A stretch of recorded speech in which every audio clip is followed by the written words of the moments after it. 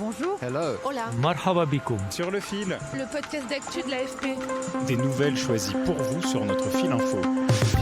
L'Inde est-elle devenue un poids lourd de la scène internationale ? Avec mes collègues de Sur le fil, nous avons décidé de consacrer plusieurs épisodes aux élections en Inde, ce géant de 1,4 milliard d'habitants. Indépendant depuis 1947, ce pays, qualifié de plus grande démocratie du monde, n'avait encore jamais vraiment pesé sur la scène internationale, se contentant d'être une puissance régionale. Sous la gouvernance de Narendra Modi, qui brigue un troisième mandat lors des élections qui débutent le 19 avril, l'Inde s'affirme comme un acteur incontournable des affaires du monde, un porte-parole des pays du Sud. Elle s'affiche aussi comme un contrepoids aux ambitions de la Chine dans la région Indo-Pacifique.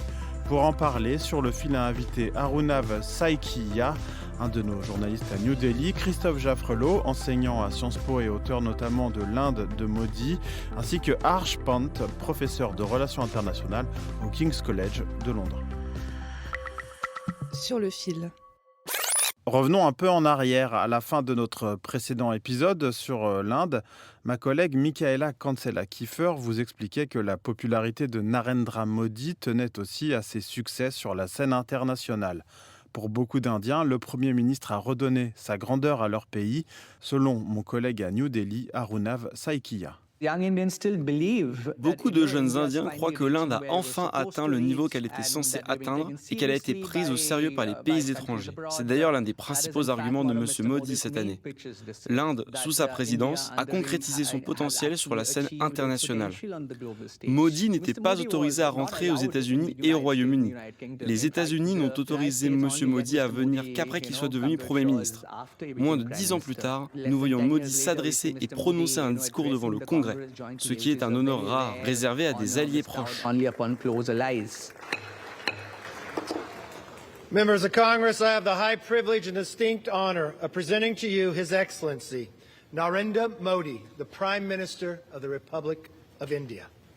It is always a great honor to address the United States Congress. C'était le 22 juin 2023.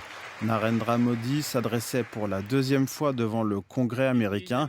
C'est un privilège rare réservé aux alliés, le symbole du choix de l'Inde et des États-Unis de s'associer.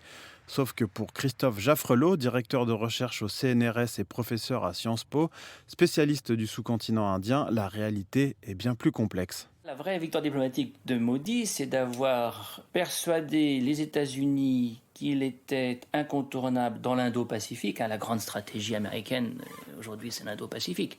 Et du coup, 2017, l'Inde est partie prenante du Quad, cette coalition qui regroupe les États-Unis, l'Australie, le Japon et l'Inde, dans l'optique de... Dans l'Indo-Pacifique, il nous faut un partenaire qui fasse pendant à la Chine, qui fasse équilibre à la Chine. Et donc ça, il en a très bien joué. C'est une véritable réussite, d'autant plus grande qu'en parallèle, il n'a pas cédé aux pressions et il est resté un des grands amis de Poutine. Réussir à garder des relations aussi fortes avec les meilleurs ennemis du monde que sont Biden et Poutine aujourd'hui, c'est dans la tradition indienne du non-alignement, une véritable réussite, un succès diplomatique.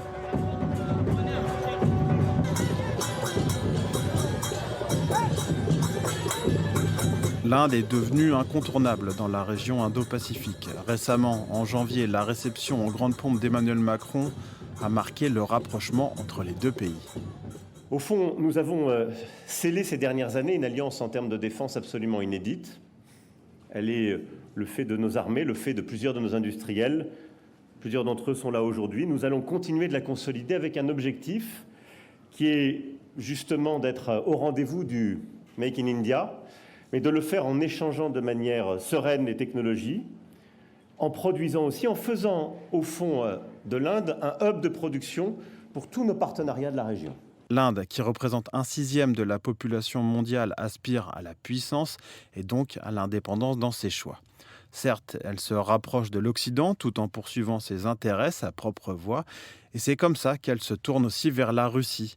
Ainsi, Moscou est le premier fournisseur d'armes de New Delhi et l'Inde achète à bas prix le pétrole frappé par les sanctions occidentales qui ciblent les hydrocarbures russes. On écoute le professeur du King's College, Harsh Pant. India is increasingly willing to shape the structures of international politics. L'Inde est de plus en plus disposée à façonner les structures de la politique internationale en accord avec ses propres intérêts. Même sur la question de la Russie, l'Inde a été très ouverte sur le fait que le pétrole à prix réduit que lui fournit la Russie est très important pour son économie. Une réaction de l'Occident n'est peut-être pas prudente ou peut-être pas souhaitable, car cela inciterait les décideurs politiques indiens à réagir. Je pense que les tendances mèneront à des partenariats qui émergent déjà avec l'Occident. L'Inde essaie de garder des bonnes relations stables avec la Russie. Mais la trajectoire à long terme de ces relations avec la Russie n'est pas aussi bonne qu'il n'y paraît. Et quelles sont les opportunités ? Le secteur privé indien n'est pas autant attiré par la Russie qu'il ne l'est par l'Occident. La classe moyenne indienne n'est pas séduite par la Russie. Différents groupes s'éloignent de la Russie. Selon le chercheur basé à New Delhi, l'Inde a remporté quelques victoires majeures sur la scène internationale en s'imposant notamment un peu comme un porte-parole du Sud global. Narendra Modi a par exemple été à l'origine, avec Emmanuel Macron, de l'Alliance solaire internationale qui vise à encourager une meilleure exploitation de l'énergie solaire pour réduire la dépendance au gaz ou au pétrole.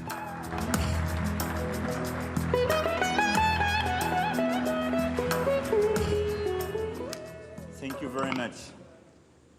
Mr. Prime Minister, dear Narendra, it was about this International Solar Alliance.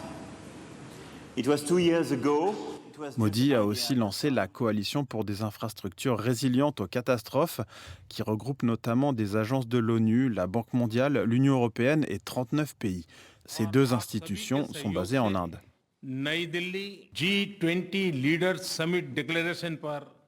Et puis l'année dernière, l'Inde a organisé le G20, l'apothéose des efforts diplomatiques de Modi. Parmi les réussites les plus tangibles de ce sommet figure l'intégration de l'Union africaine, renforçant l'Inde comme un porte-parole du Sud. Mais ce n'est pas tout. Un autre volet de la puissance reste le militaire. D'abord, l'Inde dispose de la bombe nucléaire, ce qui la place parmi les grands du monde, mais elle n'avait pas pour habitude d'intervenir en dehors de son sous-continent. Et cela change, selon le professeur Pant. En même temps, il faut dire que l'Inde fait des choses, comme envoyer sa marine dans la mer Rouge pour contrer les attaques des Houthis. La marine indienne y est désormais très activement déployée et de manière indépendante, pas dans le cadre d'une coalition. Par conséquent, je pense que l'idée importante, c'est que l'Inde contribue au bien public mondial et continue à contribuer à la gouvernance mondiale. Et pour finir de s'inviter à la table des grands et peser encore plus sur la marche du monde, l'Inde doit désormais muscler son économie. Si elle affiche un important taux de croissance, l'un des tout meilleurs dans le monde, elle peine à s'industrialiser et à fournir des emplois à ces millions de jeunes au chômage.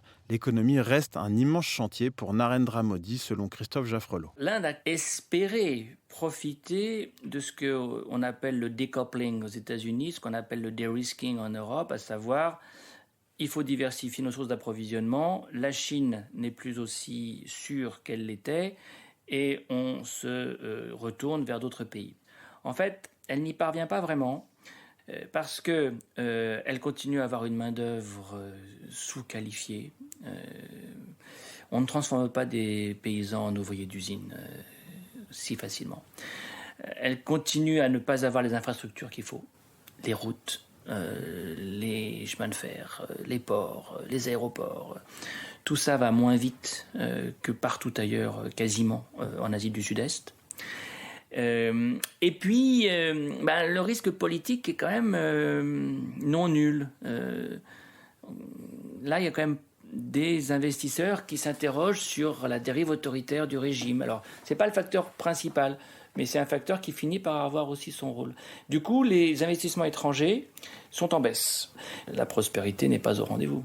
Une économie en croissance, même si la prospérité n'est pas encore au rendez-vous, une présence dans les institutions mondiales et des forces armées qui se projettent loin, l'Inde est donc bien en train de s'imposer comme un géant. Pour y parvenir complètement, elle espère devenir membre permanent du Conseil de sécurité de l'ONU, avec la France, la Russie, la Chine, les États-Unis, le Royaume-Uni, un privilège qui lui a toujours été refusé. Modi n'en fait plus réellement un objectif. Son argument, en forme de question, comment une institution peut-elle être sérieuse si elle se passe de la vie d'un pays d'1,4 milliard d'habitants ? L'Inde poursuit là encore sa propre voie. En multipliant les partenaires, elle veut devenir un acteur impossible à ignorer, même sans un siège de membre permanent au Conseil de sécurité. Je suis Maxime Mamet, merci d'avoir écouté cet épisode. Sur le fil revient demain.